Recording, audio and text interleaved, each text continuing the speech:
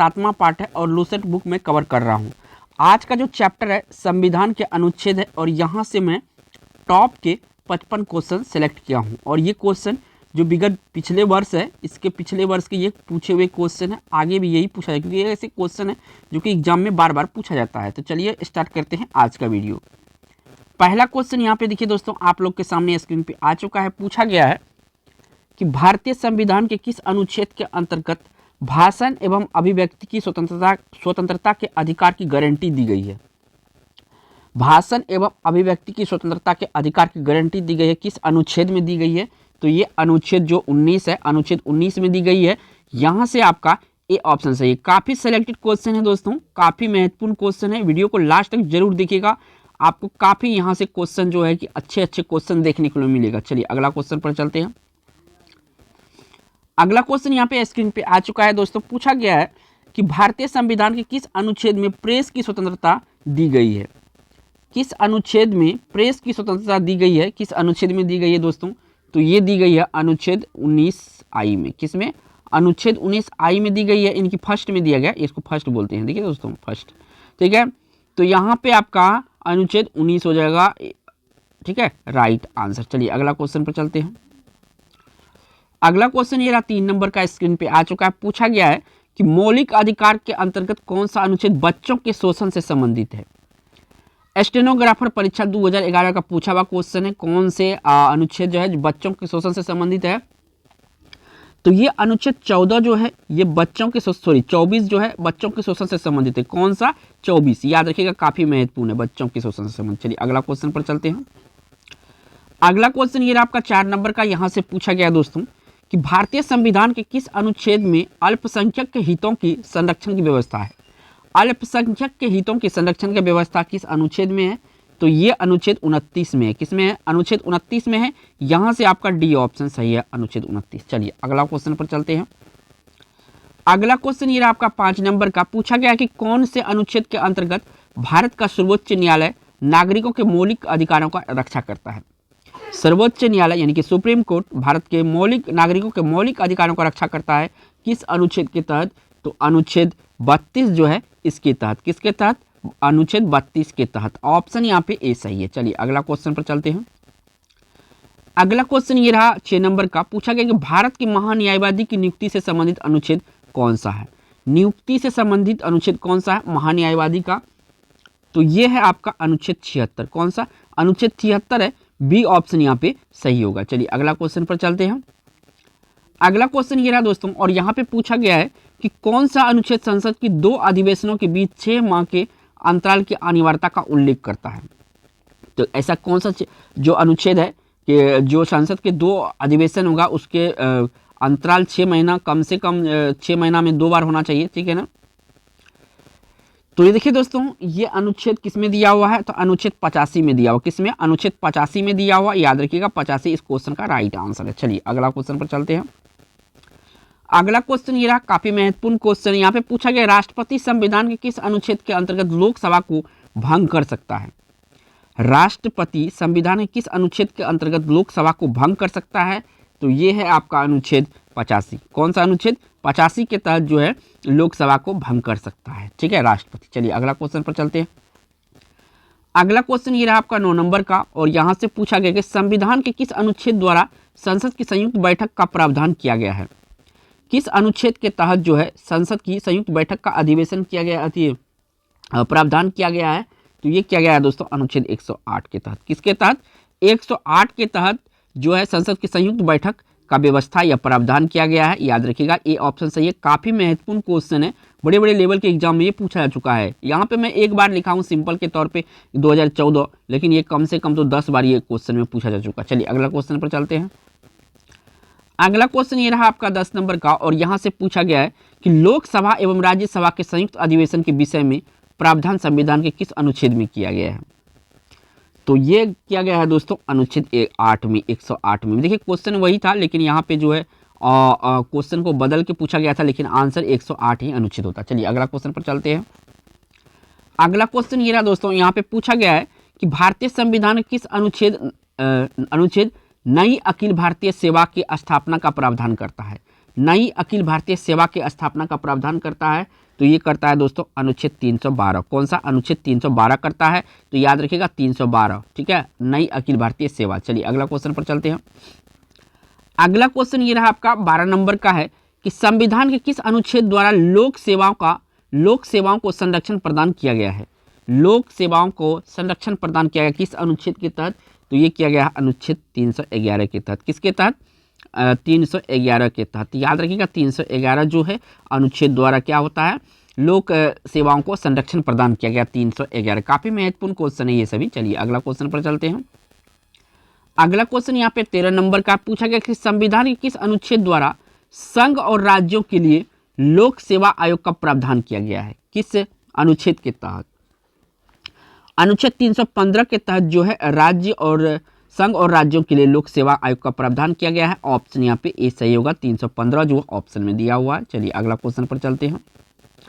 अगला क्वेश्चन ये आपका 14 नंबर का पूछा गया कि संघ लोक सेवा आयोग के कार्यों का उल्लेख किस अनुच्छेद के अंतर्गत है? संघ लोक सेवा आयोग का कार्यों का उल्लेख किस अनुच्छेद में है? तो अनुच्छेद ये आपका 320 में है। कौन सा अनुच्छेद में है? अनुच्छेद में 320 में है, ठीक है ना, याद रखिएगा। चलिए अगला क्वेश्चन पर चलते हैं। अगला क्वेश्चन ये रहा दोस्तों 15 नंबर का क्वेश्चन है कि संविधान के किस अनुच्छेद के प्रावधानों के अंतर्गत भारत सरकार द्वारा भारत रत्न, पद्म विभूषण आदि अलंकरण प्रदान किए जाते हैं? किस अनुच्छेद के तहत? तो अनुच्छेद जो आपका 18 है, 18 के तहत क्या है? भारत रत्न द्वारा भारत सरकार द्वारा भारत रत्न, पद्म विभूषण आदि का अलंकरण का उल्लेख है 18 में, अनुच्छेद 18 में, ठीक है। चलिए अगला क्वेश्चन पर चलते हैं। अगला क्वेश्चन ये आपका 16 नंबर का यहाँ से पूछा गया है कि संविधान के किस अनुच्छेद के अंतर्गत अल्पसंख्यक को अपनी संस्कृति संरक्षण तथा अपनी पसंद की शिक्षा संस्थाओं की स्थापना एवं संचालन का अधिकार को मान्यता प्रदान की गई है? किस अनुच्छेद के तहत? तो अनुच्छेद जो है 29 व 30 के तहत जो है सरकारी जो निजी संस्थान है उसको क्या है? अल्पसंख्यकों को अपनी संस्कृति के संरक्षण तथा अपनी पसंद की शिक्षा संस्थाओं की स्थापना एवं संचालन का अधिकार को मान्यता गया है। डी ऑप्शन इस क्वेश्चन का राइट आंसर। चलिए अगला क्वेश्चन पर चलते हैं। अगला क्वेश्चन ये आपका 17 नंबर का पूछा गया कि संविधान के किस अनुच्छेद में यह व्यवस्था की गई है कि प्रत्येक राज्य शिक्षा के प्राथमिक स्तर पर मातृभाषा में शिक्षा पर्याप्त सुविधाओं को व्यवस्था करने का प्रयास करेगा? यानी कि मातृभाषा में क्या होगा? प्राथमिक शिक्षा का ये प्रयास करेगा, ठीक है ना। ऑप्शन यहाँ पे कौन सा सही हो जाएगा? तो ऑप्शन जो यहाँ पे सही होने वाला है ये है आपका अनुच्छेद 350A। कौन सा? अनुच्छेद 350A होगा, यानी ए ऑप्शन इस क्वेश्चन का राइट आंसर। चलिए अगला क्वेश्चन पर चलते हैं प्यारे दोस्तों। अगला क्वेश्चन ये 18 नंबर का पूछा गया है कि नीति निर्देशक सिद्धांतों का निम्नलिखित अनुच्छेद में से कौन सा अंतर्राष्ट्रीय शांति और सुरक्षा का संवर्धन से संबंधित है? नीति निर्देशक सिद्धांतों के निम्नलिखित अनुच्छेदों में से कौन सा अंतर्राष्ट्रीय शांति और सुरक्षा के संवर्धन से संबंधित है?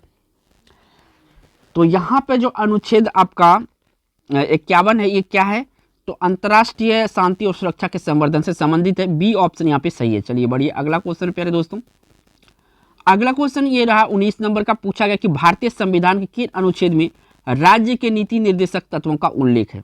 राज्य के नीति निर्देशक तत्व का उल्लेख है किस अनुच्छेद में है? तो ये आपका अनुच्छेद जो है 36 से लेकर 51 में क्या है? राज्य के नीति निर्देशक तत्वों का उल्लेख है।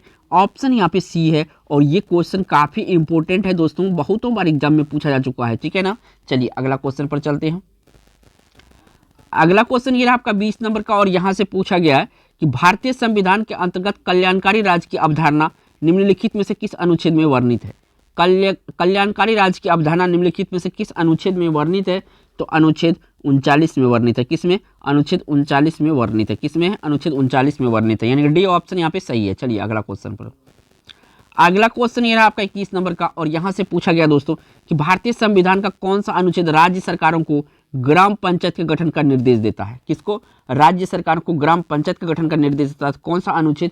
तो अनुच्छेद इसमें 40 जो है इसमें राज्य सरकार को क्या होता है? ग्राम पंचायत का गठन का निर्देश देता है। ए ऑप्शन यहाँ पे सही है। चलिए अगला क्वेश्चन पर चलते हैं। अगला क्वेश्चन ये रहा दोस्तों 22 नंबर का और काफी महत्वपूर्ण क्वेश्चन है। 42वें संशोधन द्वारा संविधान किस अनुच्छेद में मौलिक कर्तव्यों को जोड़ा गया? कौन सा संशोधन में? 42वें संशोधन में संविधान का मौलिक कर्तव्य को जोड़ा गया था। तो ये मौलिक कर्तव्य को जो जोड़ा गया था ये अनुच्छेद 51A में, किसमें? अनुच्छेद 51A में मौलिक कर्तव्य को जोड़ा गया था और ये आपका 42वां संविधान संशोधन था। साथ के साथ ये भी याद रखिएगा। चलिए अगला क्वेश्चन पर चलते हैं। अगला क्वेश्चन ये आपका 23 नंबर का यानी 23 नंबर का क्वेश्चन है कि भारतीय संविधान के किस अनुच्छेद में मौलिक कर्तव्यों की चर्चा की गई है? मौलिक कर्तव्यों की चर्चा की गई है किस अनुच्छेद में? तो ये की गई है दोस्तों अनुच्छेद 51A में। किसमें? अनुच्छेद 51A में की गई है, यानी इस क्वेश्चन का राइट आंसर यहाँ से सी ऑप्शन सही है। चलिए अगला क्वेश्चन पर चलते हैं। अगला क्वेश्चन ये रहा दोस्तों 24 नंबर का। यहाँ से पूछा गया है भारत के संविधान के किस अनुच्छेद के अंतर्गत भारत के राष्ट्रपति पर महाभियोग चलाया जा सकता है? काफी महत्वपूर्ण क्वेश्चन है और ये क्वेश्चन कम से कम तो देखिए दोस्तों ये 20 बार एग्जाम में पूछा जा चुका है, इतना इंपॉर्टेंट है ये। ठीक है, मैं यहाँ पे सिंपल एक तौर पे 2008 लिख लिया हूँ, ठीक है, लेकिन ये बहुतों बार पूछा गया है। तो किस अनुच्छेद के तहत राष्ट्रपति पर महाभियोग चलाया जा सकता है? तो ये चलाया जा सकता है दोस्तों अनुच्छेद 61 के तहत। किसके तहत? अनुच्छेद 61 के तहत। याद रखिएगा अनुच्छेद 61 के तहत जो है दोस्तों क्या होता है? राष्ट्रपति पर महाभियोग चलाया जा सकता है। ठीक है, चलिए अगला क्वेश्चन पर चलते हैं। अगला क्वेश्चन ये रहा आपका 25 नंबर का। यहाँ से पूछा गया कि संविधान के किस अनुच्छेद में उपराष्ट्रपति पद का प्रावधान किया गया है? किस अनुच्छेद में उपराष्ट्रपति पद का जो है कि प्रावधान किया गया है? तो ये है आपका 63 अनुच्छेद। कौन सा? 63 अनुच्छेद है दोस्तों। ये क्या करता है? राष्ट्रपति पद का प्रावधान करता है। याद रखिएगा ऑप्शन यहाँ पे ए सही है। चलिए अगला क्वेश्चन पर चलते हैं। अगला क्वेश्चन ये रहा दोस्तों 26 नंबर का। यहाँ से पूछा गया है कि संविधान के किस अनुच्छेद के अंतर्गत मंत्रीगण सामूहिक रूप से लोकसभा के प्रति उत्तरदायी है? काफी महत्वपूर्ण क्वेश्चन है, यूपीपीसीएस 2015 का पूछा हुआ क्वेश्चन है। तो मंत्रीगण सामूहिक रूप से लोकसभा के प्रति उत्तरदायी है, किस अनुच्छेद के तहत है? तो ये आपका जो अनुच्छेद है अनुच्छेद 76, इसके प्रति जो है क्या है? मंत्रिपरिषद लोकसभा के प्रति उत्तरदायी है। तो याद रखिएगा इस क्वेश्चन का राइट आंसर क्या होगा? अनुच्छेद 76 होगा, सी ऑप्शन। चलिए अगला क्वेश्चन पर चलते हैं। अगला क्वेश्चन ये आपका 27 नंबर का और यहाँ से पूछा गया है कि संविधान का कौन सा अनुच्छेद मंत्रिपरिषद के गठन के बारे में आधारभूत नियम निर्धारित करता है? तो आधारभूत नियम निर्धारित करता है मंत्रिपरिषद के गठन के बारे में। तो ये कौन सा अनुच्छेद करता है? तो अनुच्छेद देखिए दोस्तों, अनुच्छेद जो 75 है ये क्या करता है?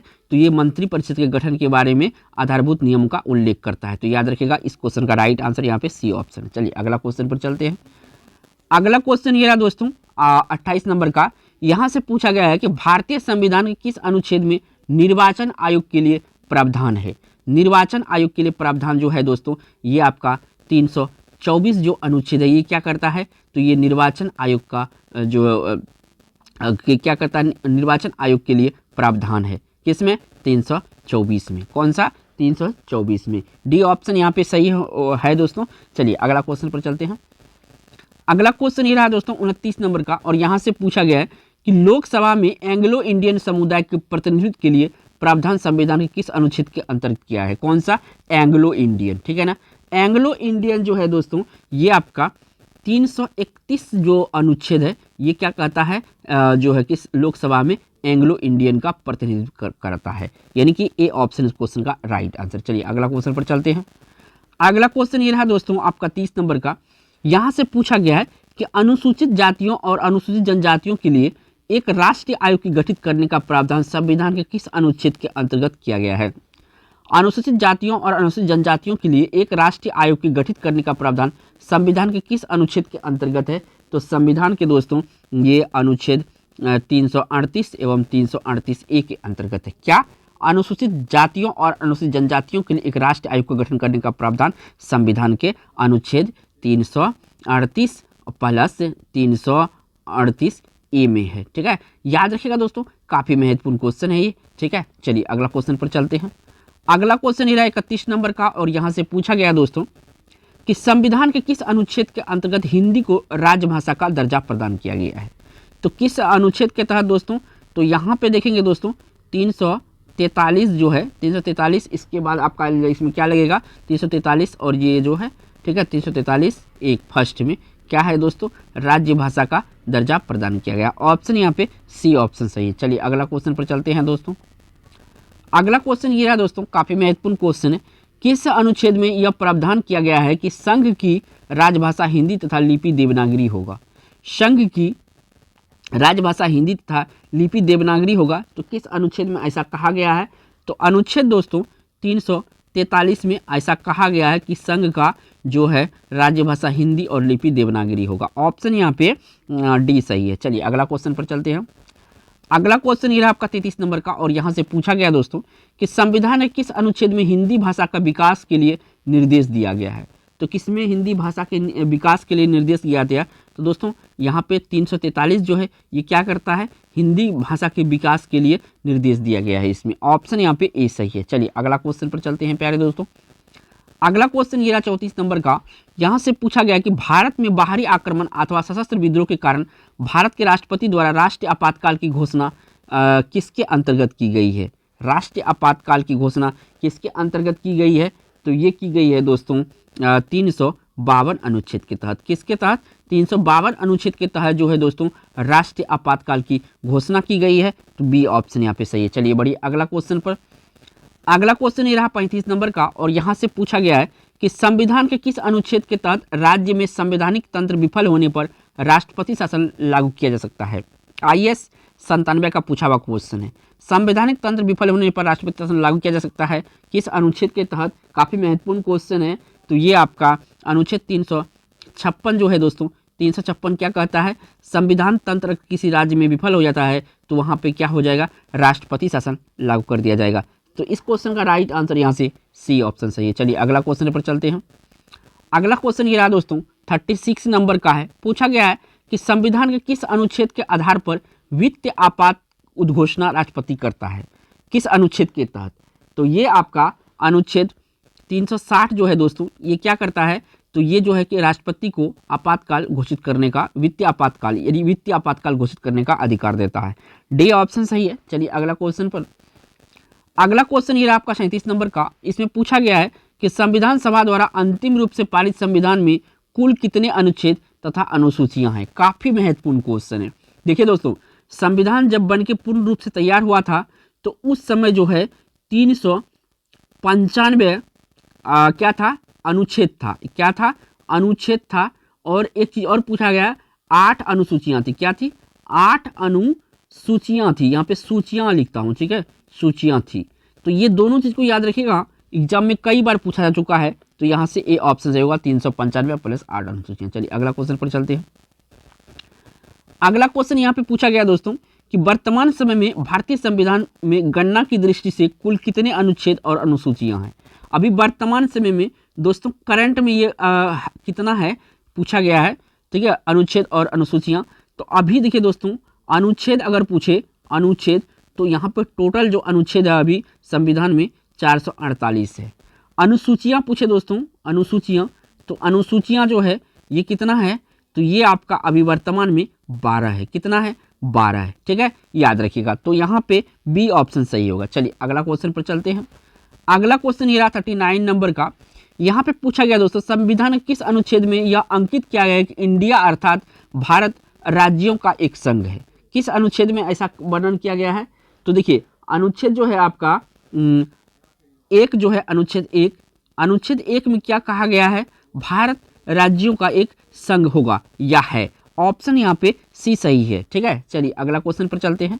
अगला क्वेश्चन काफी महत्वपूर्ण है और देखिए 40 नंबर का कि संविधान के अनुच्छेद 1 में भारत को क्या कहा गया है? उसी क्वेश्चन को उल्टा करके SSC CGL 15 में पूछा गया है। तो राज्यों का एक संघ कहा गया है। क्या कहा गया है? राज्यों का एक संघ कहा गया है। काफी महत्वपूर्ण क्वेश्चन है, क्वेश्चन छोटा है लेकिन उतना ही ये इंपॉर्टेंट भी है। चलिए अगला क्वेश्चन पर चलते हैं। अगला क्वेश्चन रहा 41 नंबर का। यहाँ से पूछा गया है कि सर्वोच्च न्यायालय अपने द्वारा सुनाए गए किसी निर्णय आदेश का पुनरावलोकन कर सकता है। यह व्यवस्था संविधान के किस अनुच्छेद में उपबंधित है?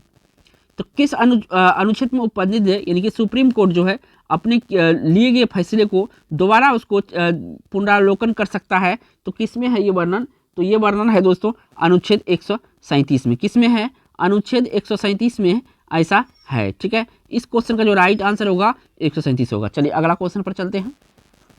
अगला क्वेश्चन ये रहा दोस्तों 42 नंबर का। यहाँ से पूछा गया है कि संविधान के निम्नलिखित में से किस अनुच्छेद में यह व्यवस्था की गई है उच्चतम न्यायालय द्वारा विनिश्चित विधि भारत के राज्य क्षेत्र के भीतर सभी न्यायालयों पर आबद्ध कर होगी। यानी कि जो उच्चतम न्यायालय द्वारा विनिश्चित विधि द्वारा भारत के राज्य क्षेत्र के भीतर न्यायालयों पर आबद्ध कर होगी। तो किस अनुच्छेद में ऐसा है? तो अनुच्छेद जो है आपका 141 में है। किस में है? अनुच्छेद 141 में है दोस्तों। किस में है? 141 में। चलिए अगला क्वेश्चन पर चलते हैं। अगला क्वेश्चन ये रहा दोस्तों 43 नंबर का। यहाँ से पूछा गया है कि संविधान के किस अनुच्छेद के अंतर्गत अधीनस्थ न्यायालय या जिला न्यायालय का प्रावधान किया गया है? अधीनस्थ न्यायालय या जिला न्यायालय का जो प्रावधान किया गया है किस अनुच्छेद में किया गया है? तो अनुच्छेद 233 में ऐसा किया गया कि अधीनस्थ न्यायालय या जिला न्यायालय का प्रावधान है। यानी कि यहाँ से आपका जो है सी ऑप्शन यहाँ पे सही है। चलिए अगला क्वेश्चन पर चलते हैं। अगला क्वेश्चन ये 44 नंबर का और यहाँ से पूछा गया है किस अनुच्छेद के तहत अवशिष्ट शक्तियाँ केंद्र के पास है? क्या है? अवशिष्ट संख्या केंद्र के पास है। किस अनुच्छेद के तहत है? तो 248 अनुच्छेद जो है दोस्तों इसके तहत क्या है? तो अवशिष्ट शक्तियाँ केंद्र के पास है। डी ऑप्शन यहाँ पे सही है। चलिए अगला क्वेश्चन पर चलते हैं। अगला क्वेश्चन ये रहा दोस्तों और ये क्वेश्चन नंबर आपका 45 है। पूछा गया है राज्य द्वारा प्रार्थना करने पर भारत के संसद उन राज्यों के लिए किस अनुच्छेद के अंतर्गत कानून बना सकती है? तो किस के अंतर्गत कानून बना सकती है दोस्तों संसद? तो ये देखिए 252 जो है 252 के तहत जो है केंद्र की संसद क्या कर सकती है? किसी राज्य के अनुरोध पर या प्रार्थना पर कानून बना सकती है 252 के तहत। ए ऑप्शन यहाँ पे सही है। चलिए अगला क्वेश्चन पर चलते हैं। अगला क्वेश्चन ये रहा दोस्तों 46 नंबर का। यहाँ पे पूछा है कि भारतीय संविधान के अंतर्गत निम्नलिखित में से कौन सा अनुच्छेद संसद को राज्य सूची के विषय में संबंध में विधि बनाने का शक्ति प्रदान करता है? संसद को राज्य सूची के विषय में विधि बनाने का यानी कानून बनाने का शक्ति प्रदान करता है। तो ये देखिए ये जो आपका अनुच्छेद 239 है इसके तहत, किसके तहत? 239 के तहत जो है दोस्तों राज्य सूची के विषय में संबंध में विधि बनाने का शक्ति प्रदान करता है संसद को। तो ऑप्शन इसमें कौन सा सही होगा? बी ऑप्शन सही होगा। चलिए अगला क्वेश्चन पर चलते हैं। अगला क्वेश्चन ये रहा दोस्तों 47 नंबर का। यहाँ पे पूछा गया है कि भारतीय संविधान का कौन सा अनुच्छेद संसद को अंतर्राष्ट्रीय समझौता को लागू करने के लिए विधि निर्माण करने का शक्ति प्रदान करता है? तो कौन सा अनुच्छेद करता है? तो अनुच्छेद जो है ये आपका 253 है ये करता है। 253 क्या करता है? जो है संसद को अंतर्राष्ट्रीय समझौते को लागू करने के लिए विधि निर्माण करने का शक्ति प्रदान करता है। तो सी ऑप्शन सही है। चलिए अगला क्वेश्चन पर चलते हैं। अगला क्वेश्चन ये रहा दोस्तों 48 नंबर का और काफ़ी महत्वपूर्ण क्वेश्चन है। क्वेश्चन थोड़ा बड़ा है, देखिएगा। भारत के संविधान के अनुच्छेद 350A के अधीनस्थ उपलब्ध किससे संबंधित है? उपबंध, ठीक है, किससे संबंधित है 350A के तहत? तो देखिए दोस्तों ये जो है प्राथमिक स्तर पर मातृभाषा में शिक्षा की सुविधा की व्यवस्था करने का उपबंध है। किसमें है उपबंध? तो ये है आपका अनुच्छेद 350A में, ठीक है। डी ऑप्शन इस क्वेश्चन का राइट आंसर है। चलिए बढ़िया अगला क्वेश्चन पर। अगला क्वेश्चन ये रहा 49 नंबर का। यहाँ से पूछा गया है कि भारत के संविधान का अनुच्छेद 368 किससे संबंध में है? ये जो 368 है भारतीय संविधान में अनुच्छेद, ये किससे संबंध है? तो ये जो संबंध है दोस्तों ये आपका संविधान का संशोधन करने की भारत का संसद की शक्ति क्या है? संविधान का संशोधन करने की भारत की संसद की शक्ति है। ए ऑप्शन 49 का सही है। चलिए अगला क्वेश्चन पर चलते हैं। अगला क्वेश्चन ये रहा आपका 50 नंबर का और ये बीपीएससी प्री 2002 में पूछा गया क्वेश्चन है कि संविधान का वह कौन सा अनुच्छेद है जिसके दुरुपयोग की शिकायत संसद के भीतर तथा बाहर सर्वाधिक हुई है और जिसका प्रयोग केंद्र में सत्तारूढ़ दल ने अनेक बार अपने स्वार्थ में किया है? कौन सा अनुच्छेद है इसका दुरुपयोग किया जा रहा है? तो देखिए दोस्तों ये अनुच्छेद 356 जो है ये 356 का उपयोग किया गया है। किसका? 356 का उपयोग किया गया है। बी ऑप्शन सही है। चलिए अगला क्वेश्चन पर चलते हैं। अगला क्वेश्चन ये रहा दोस्तों 51 नंबर का। यहाँ से पूछा गया है किस अनुच्छेद के अंतर्गत जम्मू कश्मीर को भारतीय संविधान द्वारा विशेष स्थिति प्रदान की गई थी? यहाँ पे थी होगा दोस्तों क्योंकि अब तो ये खत्म हो चुका है 370, तो यहाँ पे 370 के तहत सी ऑप्शन यहाँ पे सही है। चलिए अगला क्वेश्चन पर चलते हैं। अगला क्वेश्चन ये रहा दोस्तों 52 नंबर का।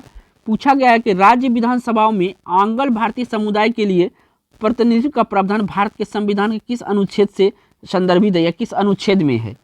तो ये अनुच्छेद आपका 333 में है। किस में है? 33 में है। ऑप्शन यहाँ पे डी सही होगा। चलिए अगला क्वेश्चन पर चलते हैं। अगला क्वेश्चन ये रहा 53 नंबर का। पूछा गया है कि भारतीय संविधान के किन अनुच्छेद में नागरिकता संबंधी प्रावधान है। तो किन अनुच्छेद में नागरिकता संबंधी प्रावधान है, तो 5 से 11 जो अनुच्छेद है दोस्तों, इसमें क्या है, नागरिकता संबंधी प्रावधान है। तो इस क्वेश्चन का राइट आंसर ए ऑप्शन सही होगा। चलिए अगला क्वेश्चन पर चलते हैं। अगला क्वेश्चन ये रहा दोस्तों, यहाँ पे पूछा गया है कि निम्न में से किस अनुच्छेद द्वारा भारतीय संविधान नागरिकों को मूल अधिकार निश्चित प्रदान करता है। मूल अधिकार निश्चितता प्रदान करता है। तो संविधान नागरिक को मूल अधिकार निश्चितता प्रदान करता है। तो किसमें है ये, तो ये आपका अनुच्छेद 12 से 35 तक है। क्या है, 12 से लेकर 35 तक इसका वर्णन है मूल अधिकार का निश्चितता का। ठीक है ना, ऑप्शन यहाँ पे बी सही है। चलिए अगला क्वेश्चन पर चलते हैं। अगला क्वेश्चन ये रहा 55 नंबर का। पूछा क्या है कि भारत के संविधान का निम्न में से कौन सा अनुच्छेद अस्पृश्यता का उन्मूलन करता है तथा किसी भी रूप में इसके आचरण का निषेध करता है। अस्पृश्यता का उन्मूलन करता है, किस अनुच्छेद में ऐसा करता है, तो अनुच्छेद यहाँ पे 17 जो है ये अस्पृश्यता का क्या करता है, उन्मूलन करता है।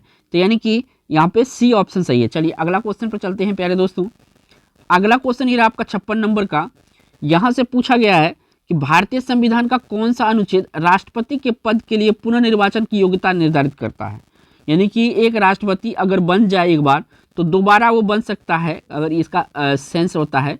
ठीक है ना, ये किस अनुच्छेद में ऐसा है, तो अनुच्छेद जो है 57 जो है इसमें ऐसा वर्णन है। डी ऑप्शन इस क्वेश्चन का राइट आंसर है। तो दोस्तों कैसा लगा मेरा वीडियो, कमेंट जरूर कीजिएगा दोस्तों। अगर वीडियो पसंद आया होगा दोस्तों तो लाइक जरूर कीजिएगा, और चैनल पे पहली बार हैं तो चैनल को सब्सक्राइब जरूर कीजिएगा। थैंक्स फॉर वॉचिंग दोस्तों।